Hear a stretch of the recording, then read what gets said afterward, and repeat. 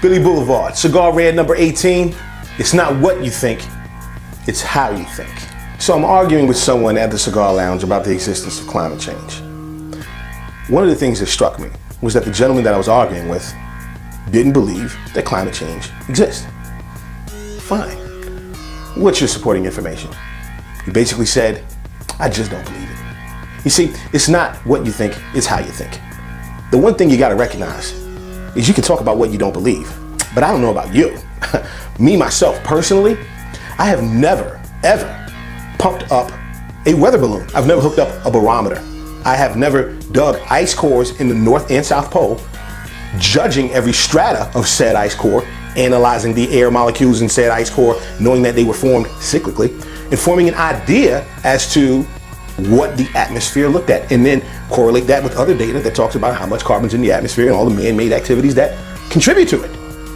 Now, you start talking also about satellite data. Biology talks about it, botany supports it. So when you say you don't believe in climate change, fine, but why? You see, it's not what you think, it's how you think. Every human being has to deal with the fact that we are human. We have a brain that was formed on the savannah. We were trying to live day to day. We were hunter-gatherers at best for so long, for the majority of our existence. And then finally, something happened. We can talk about agriculture. We can talk about the domestication of animals. We can talk about fortifications, the stepping stones towards complex society. But the way we got here is by both going with our gut, but also supporting it with facts. Any mature adult has to have come to that crossroads in life where something that you believed in turned out to be wrong, egregiously wrong. I mean, you were completely off. That has had to happen in every adult's life. That is the birth of healthy skepticism. Unhealthy skepticism is bad. Skepticism for the sake of skepticism is bad. When you don't believe something and you can't give me any supporting information about it, you can't even articulate a real argument against it, that means you're shooting from your gut. Or for you to believe in said phenomena, it would cause you to have to dispel one of your other entrenched beliefs.